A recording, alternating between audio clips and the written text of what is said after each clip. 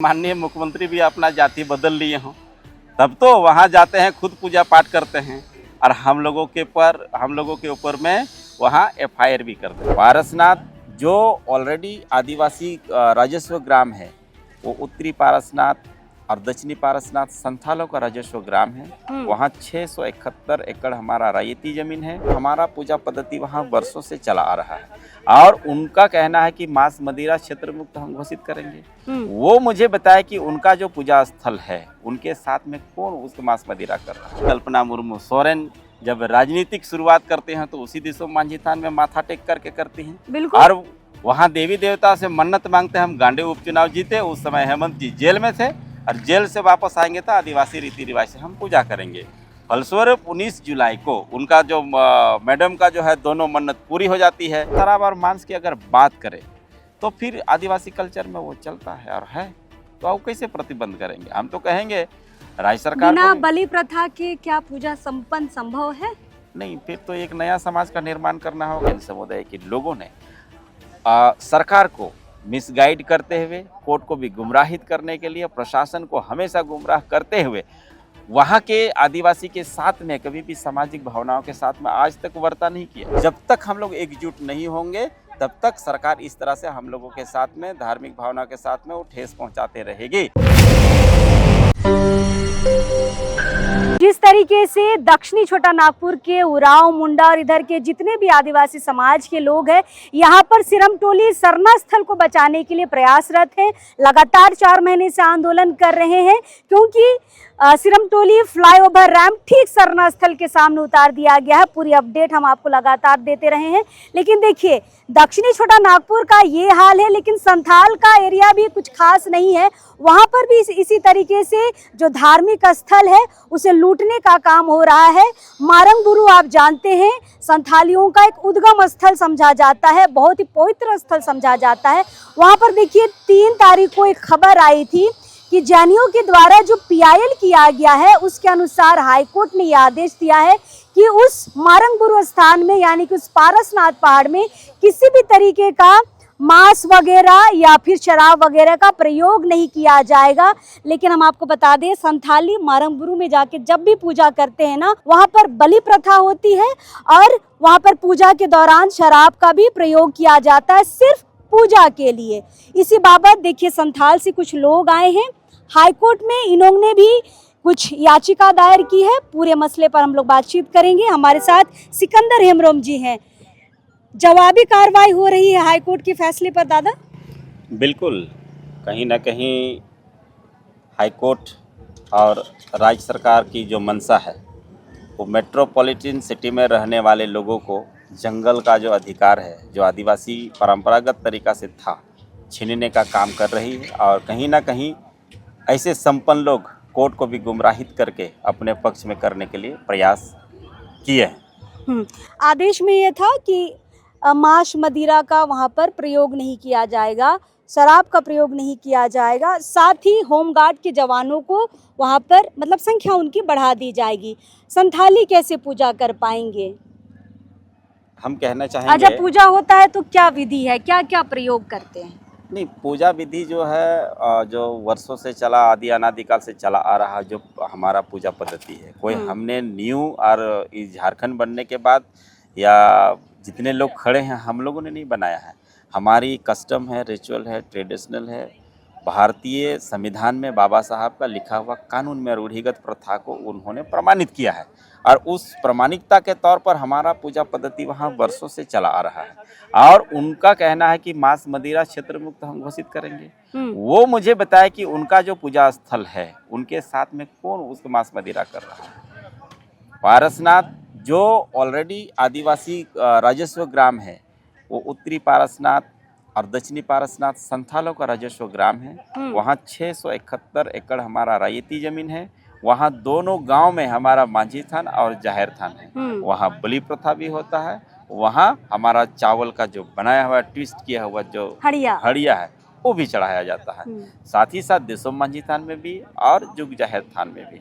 लेकिन जो metropolitan city में रह रहे जितने जैन समुदाय के लोगों ने सरकार को मिसगाइड करते हुए, कोर्ट को भी गुमराहित करने के लिए, प्रशासन को हमेशा गुमराह करते हुए वहाँ के आदिवासी के साथ में कभी भी सामाजिक भावनाओं के साथ में आज तक वर्ता नहीं किया।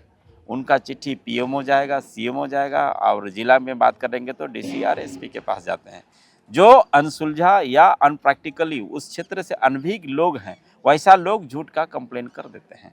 जो आदिवासी समाज के लिए हमेशा एक तो कहते हैं कि कोर्ट में बोला कि उनके पूजा पद्धति से हमें किसी भी प्रकार का कोई आपत्ति नहीं है। दूसरी बात, वहाँ शराब और मांस की अगर बात करें तो फिर आदिवासी कल्चर में वो चलता है और है, तो आप कैसे प्रतिबंध करेंगे? हम तो कहेंगे राज्य सरकार बिना को भी- बलि प्रथा के क्या पूजा संपन्न संभव है? नहीं, फिर तो एक नया समाज का निर्माण करना होगा, जो फिर क्या बोलते हैं, भारत सरकार और राज्य सरकार को भी स्टेप उठाना होगा कि आदिवासी समाज बिना बलि का पूजा करने के लिए तो एक कानून जारी करे। तब हम लोग तो वैसा आज तक हम लोग ने देखा नहीं है।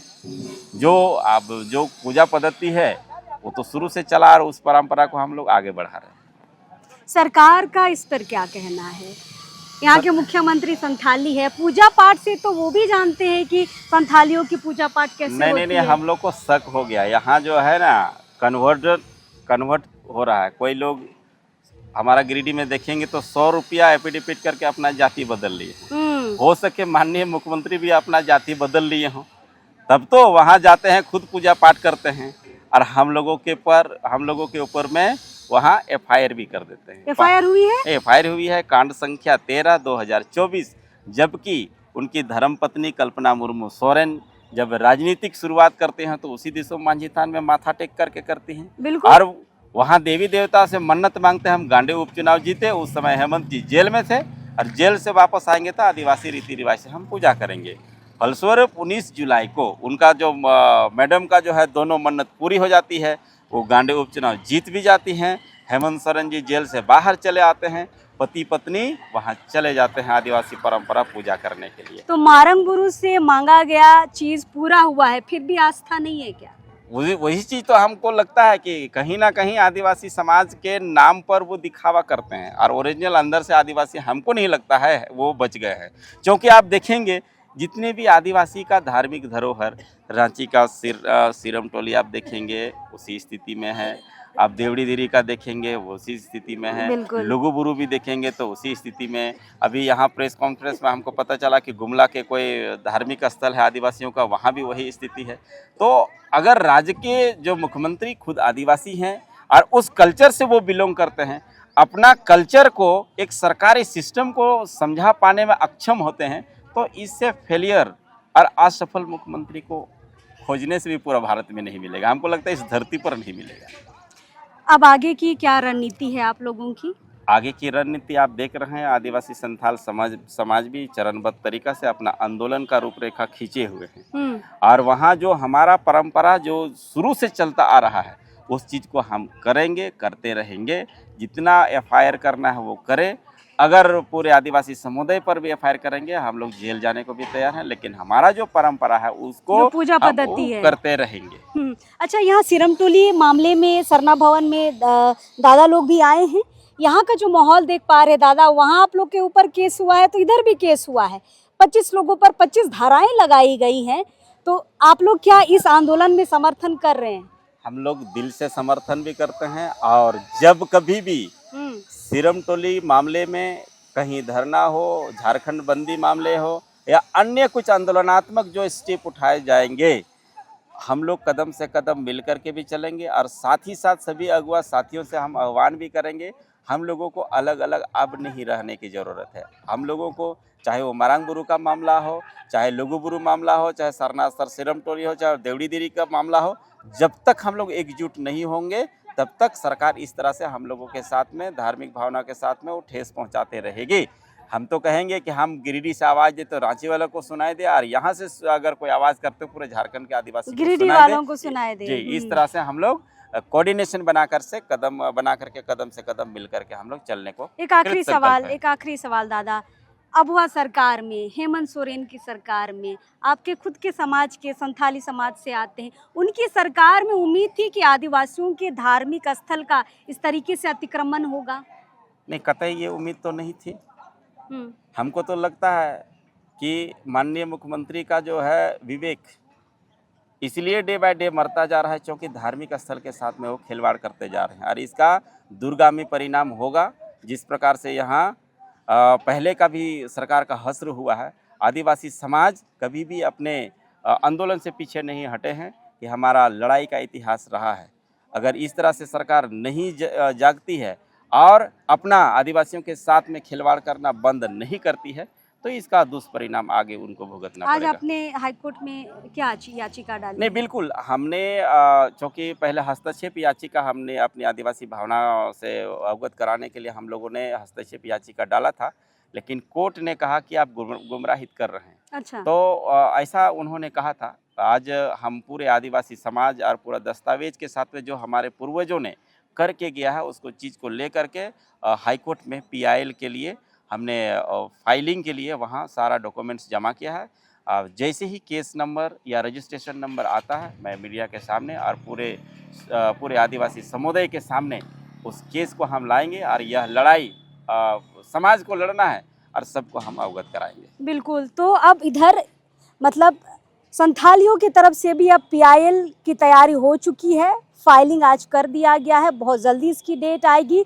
लेकिन अब देखिए कि इस अगवा सरकार में अपने धर्म को बचाने के लिए आपको कोर्ट जाना पड़ रहा है, PIL करना पड़ रहा है। उससे पहले सरकार एक्शन नहीं लेगी, ना तो कोई विधायक लेंगे, ना तो कोई मंत्री लेंगे, ना ही मुख्यमंत्री लेंगे। दादा ने एक बात बहुत अच्छे से बताया कि यहाँ का सरना स्थल हो या फिर तमाड़ का देवड़ी मंदिर हो या लुगुबुरु हो या फिर मारंगबुरु हो, सब जगह इसी तरीके की स्थिति है। इसलिए मैंने सवाल भी किया, क्या आदिवासी समाज ये सोच सकता था कि अगवा सरकार में अपने ही धार्मिक स्थल को बचाने के लिए आपको कोर्ट जाना होगा, PIL करना होगा? बहुत सारी चीज़ें हैं। जैसे ही डेट आएगा, हमें लगता है गिरिडीह वासियों को, संथालियों को बहुत जल्द ये पता चल जाएगा कि PIL हो गया है। आज हम अपनी खबर से भी आपको बता रहे हैं कि PIL के लिए ही आज इनकी पूरी टीम गिरिडीह से रांची आई थी और यहाँ पर PIL फाइल करने के बाद अभी वापस जा रही है। क्योंकि दादा लोग वहाँ पे PIL करने के बाद सरना भवन यहाँ पर आए थे, क्योंकि सिरमटोली फ्लाईओवर राइम को लेकर यहाँ पर आगे की रणनीति के लिए बड़ी बैठक रखी गई थी। अब संथाल के लोग और यहाँ के जो उरांव मुंडा लोग हैं, खड़िया लोग हैं, मिल के अपने अपने धार्मिक स्थल को बचाने के लिए मिलकर लड़ाई लड़ेंगे। देखते हैं क्या कुछ इस अगवा सरकार पर असर पड़ेगा, कोर्ट का क्या फैसला आएगा। बाकी अपडेट लगातार हम देते रहेंगे। अब इस वक्त के लिए जोहार है।